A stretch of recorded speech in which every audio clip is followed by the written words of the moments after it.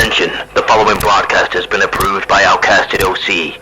Viewer discretion is advised. Incoming transmission in 5, 4, 3, 2, 1. Hey all, Megan Ross here, bringing you this week's SmackDown review. This is the SmackDown straight after Money in the Bank and the continuation of the fallout of the bloodline and how Jay and Jimmy are feeling after their win and the first pin on Roman after 1,297 days, which is crazy, like a crazy number. SmackDown opened with the Usos speaking about how Money in the Bank went for them, how everyone was saying to him, he's unbeatable, he can't be pinned, and then they stated, and look what happened at Money in the Bank, he was beaten, 1, 2, 3, and then they were like, check, and they were like super happy about it. It was getting really hyped, about to talk more about their win and what their plans were going forward, to Paul Heyman has walked out, interrupting them, stating how he is still the wise man for the Tribal Chief, but Solo walked out with him straight away, and they looked like they meant business. Paul Heyman states how he is going to be playing the defense of Roman Reigns and showing how they've gone against everything, and Paul Heyman goes to be like defense number 1, and the Usos just quickly in sync go, Paul Heyman, shut the hell up, which was really cool. I liked how they did that instead of just both saying it. That way they've gone like back to back to make one sentence as like a group. I thought that was awesome. Paul Heyman's like, no one could tell me to shut the hell up. No one could tell me to start speaking. There's only one man in the WWE who could do that. To stop me from speaking. And Solo covers the mic. Takes it off him. Throws it out of the ring. So are they saying that Solo's the only one that could stop him? Because the implication is obviously Roman's the only one who could tell him to not talk. But yet Solo took that away from him. So you could see the cracks and fractures of Solo wanted to go away from the bloodline happening now as well. And I find it very interesting Solo has a new t-shirt that literally just says Solo. So is he going to be going solo?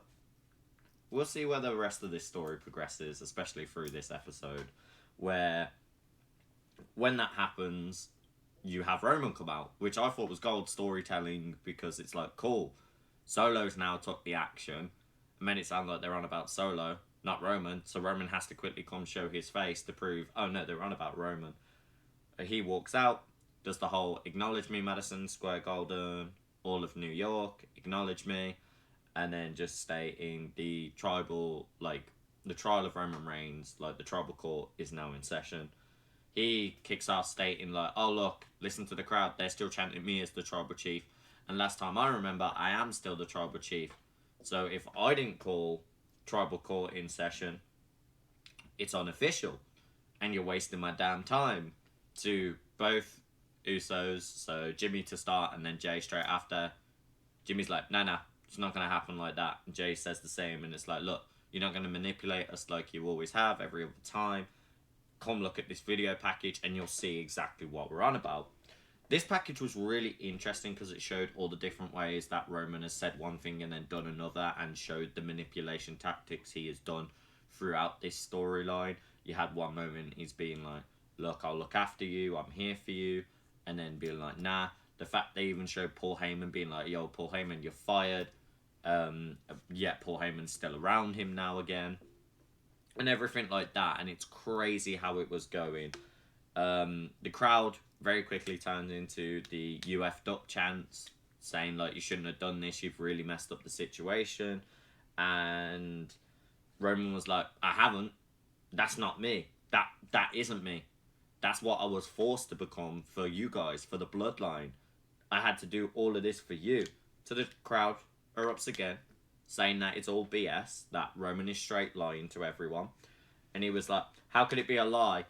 I did all the bloodline now. I was a main eventer for Mania before even the bloodline existed. I didn't need them. I chose to do this to help build all of them. None of them need me. And he was like, I've took on all your responsibilities all your life for the bloodline. I've got 5 kids at home, which I was very interested in seeing because that's breaking the mold of Roman Reigns, the character, now bleeding into the actual Roman Reigns outside with his real life, talking about his real family to his real brothers, and just being like, look, I took the responsibility of all you guys. I've got 5 kids. Do you think I need to take on the responsibility of your guys' as well? No. And he just kicks off and he was stating, look, I'm done with it now then. If this is what you really want, Jay, if this is all yours, umbrella services sound real nice to me. And he decides to take the symbolic necklace they have to say who is Tribal Chief, because it was given by the elders, and goes to place it on Jay. That he does. Gets on his knees and he's crying. Jay just checks and says, like, look, this is not how we wanted this all to go. We just wanted to make the bloodline work as a family. Just checking on Roman. Roman does the great manipulation tactics as he always does again, and hits a cheap shot. It was disgusting to see because it was like, oh no, they're all going to fix it. And then Roman just literally tears us away from that little comfort blanket of, oh, maybe Roman's actually decided he is going to listen to them. Nope. Rip the band-aid off. We quickly saw that they've gone straight back into a fight. All of them are going head-to-head. Loads of hits. Crazy moments that came from this fight. The necklace being lay on the floor. Solo sees this when everyone else is down and in pain. Picks it up and looks like he's about to put it on. But then looks at Roman. Roman walks up to him like, yo, Solo, give it here. Just give me the necklace. Like, let's get this done quick. You pass me it. You're still my guy. And just as he goes to do that, Jay flies in, hits the pair of them, knocks them down. Then we carry on going into the fight a bit more. There was a very interesting point where Solo, back again, walking away, looked at the belt for a quick moment before looking at the rest of them. Then it very quickly showed that Solo still decided to choose Roman after, Jay and Jimmy hitting him the way they were. Jay gets tied up in the ropes and Jimmy is hit several times with some stiff stare shots from Roman and also Solo.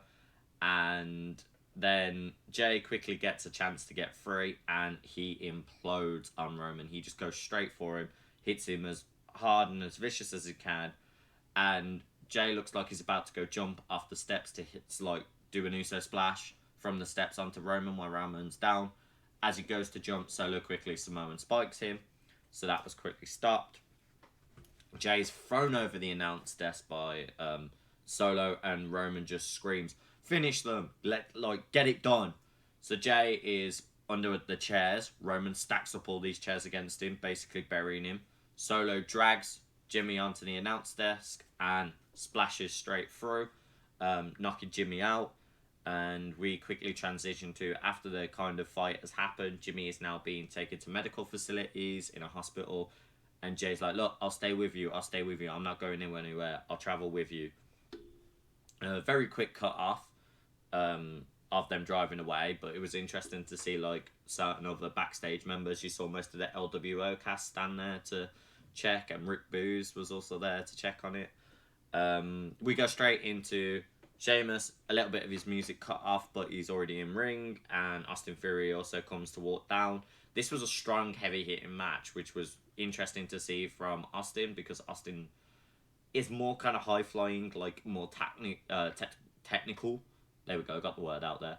He's more technical with how he wrestles at the moment, but there was a lot of strong, heavy-hitting moves. Sheamus didn't go messing around. He really threw it out. They were going back and forth. He hit the Irish Curse backbreaker really early on and went to the top rope and quickly jumped down, hitting Austin. Really big pop happened. Then transitioning back, because we had an ad break in between, that you see a really clean moment from Austin Theory where he does an elbow, spinning elbow drop, very close to what looks like a Judas effect, but it was smooth. To a 2 count, and it was really close 2 count. That was any quicker would have been that through. He's really showing that he wants to go aggressive to prove he can match anyone he's put in the ring against, not just just because I'm a smaller dude in height, I've still got the build and physique where I'll go strong. A lot of crazy near fall moments between them. the really interesting one was Sheamus setting up the Celtic Cross to throw Austin, and Austin escaped out of it. He goes to do his jump through the rope rolling DDT that he does, which is really nice to see. But yeah, Sheamus was like, nope, nah, not gonna happen. Picks him up, plants him back down, puts in the cloverleaf. And who do we see run out that's been having quite a consistent feud with Brawling Brutes? It is Pretty Deadly to help Austin out. So Austin quickly gets out of this cloverleaf, and Sheamus isn't going to mess around. He takes Elton Prince and hits him with the 10 beats, and very quickly just slams into him as hard as he can. But because he's distracted doing this, Austin Theory quickly gets a dropkick boot straight to Sheamus, and they go back and forth a bit more. Brawling Brutes have ran out to help get Pretty Deadly away. One of the Pretty Deadly folks stand at the top. Sheamus is distracted by this and goes to boot them with the kick. And in that moment, Austin Theory steals a roll-up win. Boring ending, but end of the day, good feud. Had certain time effect on it, so I'm guessing that's why they did the roll-up. And it just adds more and more to them consistently going through this feud, and I hope it lasts a bit longer, or we do see Sheamus get a title shot rematch soon. Grayson Waller then comes out with the Grayson Waller effect, having Edge stating he's not going to mess around. There's a big announcement for Edge. Edge runs out to a huge crowd pop as always. Edge is a fan favourite for quite a lot of people. And Edge goes to start talking to the crowd, and Grayson Waller's like, nah, I don't want to mess around with that. Let's get to the big announcement. Come on, let's get to the big announcement. And Edge's like, what big announcement? What, that it's 25 years and that we could celebrate, 25 years of my career and we could celebrate here, or like in the next few weeks when we're actually in Toronto? Like, what, is that what you're on about? He's like, no. And he's like, right, I'll get back to you. I'm going to speak to the crowd. Talks about like how his first ever premium live event was at SummerSlam, and how he ran down some of the same areas that people are set and said stand up and everything like that, and just said how he's a hard worker and still a big dreamer. Grayson quickly cuts him off and he's like, oh, the big announcement is that Edge is retiring. So Edge looks at him like, I never said that, but okay. Like, you don't tell me when I retire, I'll announce when I'm retiring. And just states, oh no, by the way, I'm not retiring, and I actually spoke to the powers that be, and I've got a match tonight, and it's against Grayson Waller. It's time to see if you sink or swim. Which I was like, okay, this is really cool. I like that they're really picking someone like a big name for Grayson Waller to debut against. I know he's been off on injury with a leg break, but it's great to see now that he is getting some limelight on him and actually getting to be in the ring, because he is damn good in the ring. We then had a very weird squash match between Karrion Kross and AJ Styles being one-on-one, continuing the feud from their previous mixed tag match of Michin, Scarlett, AJ and Karrion. It was an okay match. Karrion came out very strong. His leg very taped up, like right around like the high end of his leg and his knee. So maybe he is working on an injury, and that's why the match was a lot shorter than I expected it to be. But yeah, Karrion came in strong, hit with like cross hammer, and tried to go straight for sinking in the cross jacket that he does, which is the submission hold. AJ broke loose, and when AJ got the opportunity to try and go on the outside to hit a phenomenal four on a certain angle, Scarlett grabs his foot. Michin spots this, runs over, knocks Scarlett clean out. Then he gets put, like, AJ punches Karrion back in the head, like the back of the head. Karrion walks forward a bit. AJ Styles then goes very quickly for the jump out, hitting the phenomenal 4, 1, 2, 3 count.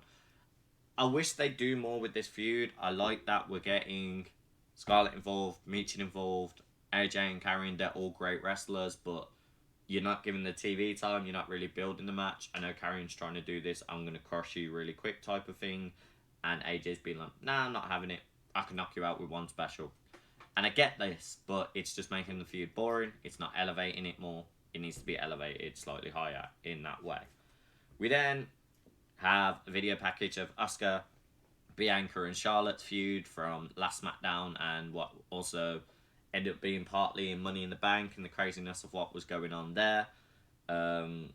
They're all kicking off. You see Asuka walk down in a non-wrestling gear and just state no one's ready for Asuka, seeming like she was going to speak about who she might have as her next challenger, which Bianca wasn't having it. She's bolted down, started beating the heck out of Asuka, to then Charlotte also runs down, starts getting in the scrap with Bianca. So it turns out into an all massive fight. Asuka's there on the floor. As Asuka gets back up, you see a white briefcase out of nowhere just smack her across the back of the head.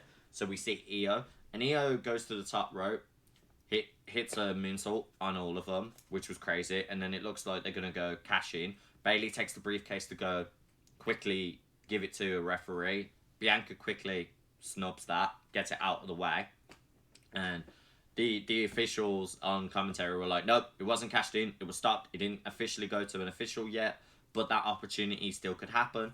And it kind of ends with Charlotte standing strong, Asuka to the side, and Io holding a jaw next to Bayley, but still holding that briefcase, and Bianca also looking frustrated. So it seems like Asuka's got angles coming from everywhere that want to get for the belt, which makes it really good because it builds Asuka to look like this a lot more dominant champion, which was awesome to see. We now go into the Grayson Waller debut match. Edge has now came out in ring gear, same crazy big pop again. And Grayson Waller even got quite a big pop for him walking out in his gear. It wasn't really boos or cheers, it was like a very loud just in between noise of seeing him there. So we'll see where that kind of progresses, what character angle it goes, because we know he's naturally playing a heel and being obnoxious, but people can also cheer him for being that if he's confident in what he can do and is being confident with it and backing it up. The match was a lot of back and forth, really cool moments with it, and I feel like they really are putting a lot of faith in Grayson Waller to have such a big match against a legend like Edge, and he did prove it. There was a lot of awesome spots between them. Edge going hard, on a high body crossover as well, I thought was awesome. We had the match sadly end very quickly with Grayson Waller trying to do his somersault DDT that he's known for, and Edge speared him out of it straight away. 1, 2, 3 count. Perfect. There was a lot of times where you heard Grayson Waller just speaking and being like, look, sink or swim, I'm always swimming. I was born for this. Look at me. I'm beating him.